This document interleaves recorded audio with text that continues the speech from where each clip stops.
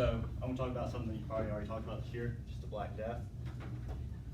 It's also known as the Great Plague. It was one of the most devastating pandemics in human history. It resulted in the deaths of 75 to 200 million people, primarily in Europe. So as you can see, this map and this trend of how it goes isn't traditional. It doesn't go east to west like most things. It starts up here, and the next slide will show why it came from these directions. And then it gets right here in more southwest Europe, because that's primarily where everyone is at during this time.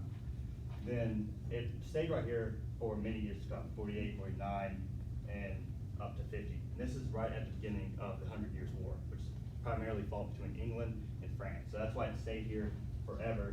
And it wasn't until the end of the epidemic that it started going more north into modern day, like Russia, Poland, countries like that.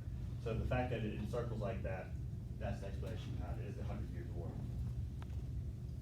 So how did it start? It started in Central Asia, and it traveled on the Silk Road before it reached Crimea, which is right up here in the Black Sea. And mostly how it traveled was by land, but the most devastating was by sea, which is these blue routes, which is the maritime routes. And it traveled through here between Arabia and Egypt, going to the Mediterranean Sea. Then when it got in Italy, Italy was flourishing at the time, and then of course it reached Constantinople, and all the trade routes from there spread across Europe. The maritime played a bigger role than the land because these ships had fleas living on black rats. The ships were very poor. All they did was embark on cargo. They did not really travel a lot of people. All they did was ship supplies. So its impact, it killed 30 to 60% of Europe's population, which brought it down from 475 million to 360, and it took 200 years to recover up to that 475 million mark. The plague recurred as outbreaks in Europe until the 19th century. So the Black Death was the second pandemic, and it was the largest, but it happened every so often, all the way up to the 1800s. And of course, the biggest result is, as a labor shortage, wages were increased. If you were one of the few who survived that was trained in a particular trade, you obviously would be paid more to do that now that there's not as many people. So just to put those in numbers, the Holocaust resulted in the death of 6 million Jews. So that's 20 times as many people that Hitler killed. The United States population is 327 million, which means 1 in 3 of us would die today if the Black Plague hit. And the University of Michigan's football stadium, which is the biggest stadium in the United States, holds 107,000 people. So you could fill that stadium over 1,200 times. So I know what you're all wondering. Now that I've told you how it started, where did it start, what it is, what does this have to do with my childhood? Wasn't that the question you were wondering? What does that have to do with my childhood? I mean, it makes sense, right? You were there in the 1300s, right? And you experienced it.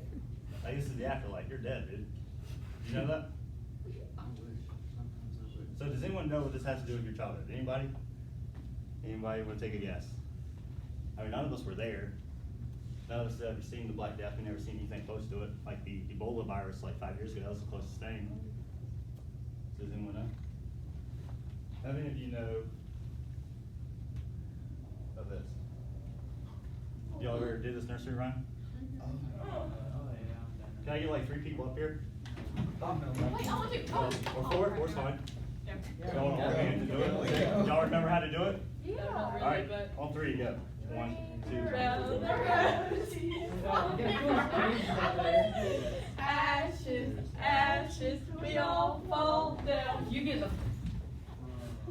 Yeah, that's exactly what I'm referring to, is ringing around the rosy. Now, believe it or not, each of these lines has to do with the Black Death. The whole nursery rhyme itself is modeled after. That's not scary. Yeah, it is a little scary to think that the largest pandemic ever, Thanks. people like 3, 4, 5 years old saying about it every single day. But it's true though. If you break it down, the first line is ring around the rosy. The rosary refers to the back part of your hand. So the palm's on the front, the rosy's on the back. It has nothing to do with the fingers, nothing like that. And you will get rashes and welts right here in the middle of your hand. And eventually it would spread to the fingertips, and the flesh and the skin would die and it would turn black. Second line is pockets full of posies. Posies are flowers. They're good smelling, they're just like roses. They're very pretty, people buy them all the time, and you would literally put them in your pocket because you started to smell like you were dying. Your body was decaying, you were dying, and not only that, but bathhouses were very popular at the time. Not everyone had a home, not everyone had their private shower, things like that. So a lot of communities will go to these places, probably the size of like Walmarts, things like that, these large buildings, and it would just be bathhouses. And because you were inflicted by the disease, you couldn't go there no more, because you were kind of quarantined, you weren't allowed to go out. So that's why you began to stink really bad. And the third line, it's very simple, it's just ashes. Now, unlike what I talked about earlier with the Holocaust, these people were not burned because of opinion, and they weren't burned just because they wanted to be, they had to be. There were so many people dying at a time, you could not do traditional funeral services. You could not bury no one, because the person who was doing the burying would of course get inflicted. So the easiest way to get rid of all the people who were dying was to literally just put them together after they were dead, and you burn them.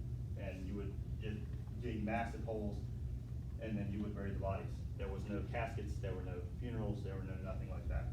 And of course, the final line refers to we all fall down, referring that when the plague got you, it kind of was over. There was really no going back. There was no surviving it. It's a virus, it's very deadly, and when stuff like that happens, there's no surviving. So, sorry to ruin your childhood, but it's true that the Black Plague is based on Ring Around the Rosy.